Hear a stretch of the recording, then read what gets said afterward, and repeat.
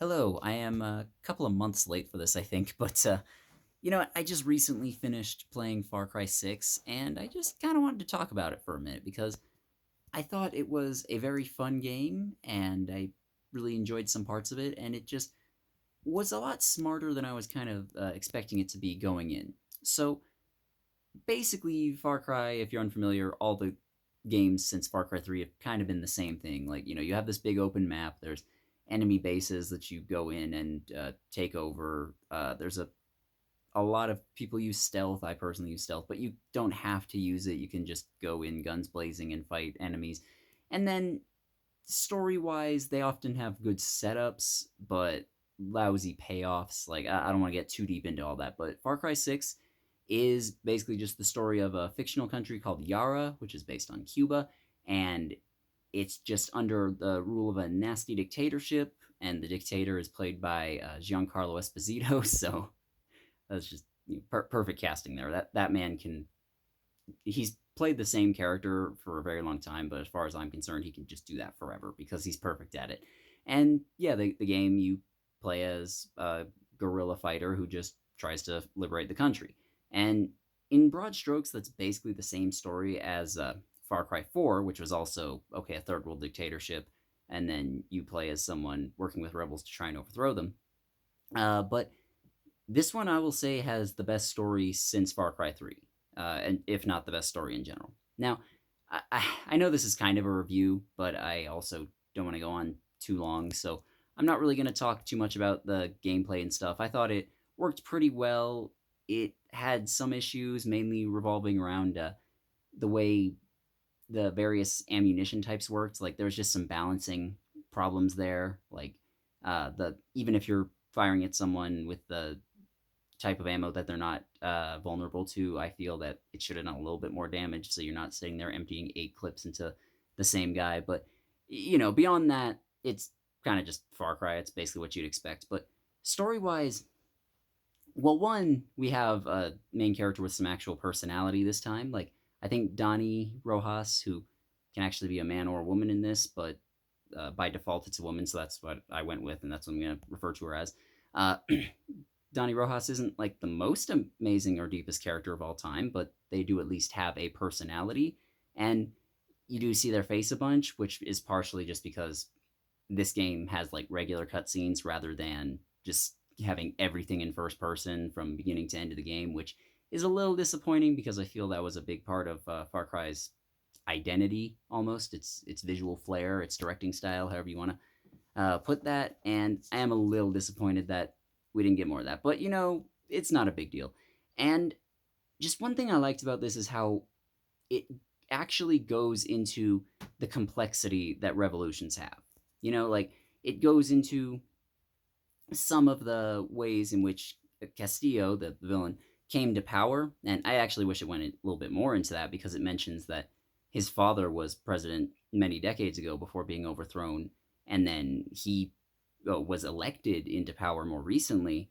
And after that, he just kind of consolidated and became a dictator. And I wish they'd gone into a little bit more detail about that, but whatever, it's not a big deal. But I really liked in this one how it's made clear that he isn't staying in power by himself. Like, he needs to keep a chunk of the population happy so that he can have their support, so that they can function as, well, soldiers most obviously, but also just people who aren't actively becoming guerrillas and fighting against him. And I thought, yeah, that's really smart and something that a lot of people overlook. Like, uh, Americans, for some reason, have this idea that dictatorships work just because like 10 different guys want it to be. Like, no, it's more complicated than that. People have to support it in order for that to function. And there are plot points throughout the game where like Castillo soldiers do something or guerrillas do something which lowers his public support, and he specifically brings that up. And then you have soldiers which will defect or just aren't that loyal to him in the first place. And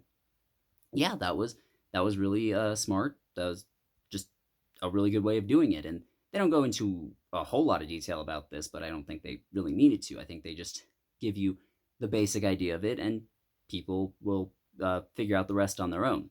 And then, of course, we have the main thrust of the game being bringing all these disparate rebel factions to work together, and that I thought was especially something people overlook a lot. Like Far Cry 4 kind of touched on this topic because at one point in that game, there are like basically two different rebel factions, but they're all working under one banner, and you just assassinate the leader of one of the factions. You get to choose which. And the thing is, they aren't really fighting for different things in that game. Like they're both fighting against the king, dictator, Pagan Min, but uh, it's really just that they have different visions for what Kyrat should look like after the war is over. Whereas in Far Cry 6, we get the distinct feeling that these people, yeah, they have some different visions for what Yara should look like going forward, but they also just have different tactics that they use. Like there's one group which they're referred to as anarchists at one point. I don't know if they meant that literally or if he was just trying to say like, oh, okay, they're a bunch of idiots who cause trouble. I'm not totally sure, but either way, like they use different tactics and they're a bit less discriminatory, which some of the rebels just don't like that. There's another rebel group which is run by an authoritarian strongman who is just too prideful to ask for help. There's another group which is mm, how do I put this? Like they're focused a lot more on like women's rights and LGBT rights and uh, racism, that sort of thing.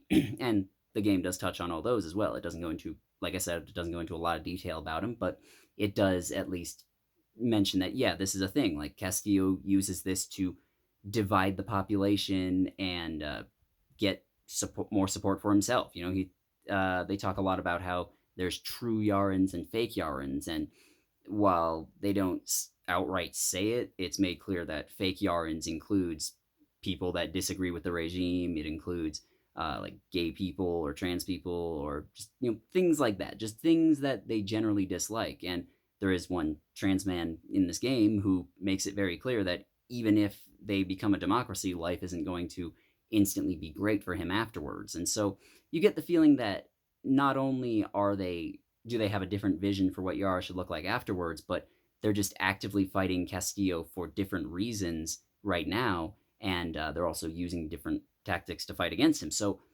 it's surprisingly well. It makes sense that it would be difficult to bring all these groups together, and it would have been really, really easy to just ignore that and have it be all under one banner, like again, like Far Cry 4 had. And the fact that it didn't is well, just really, really nice that they did that. And so, yeah, story wise, I just think this game is really, really good and solid.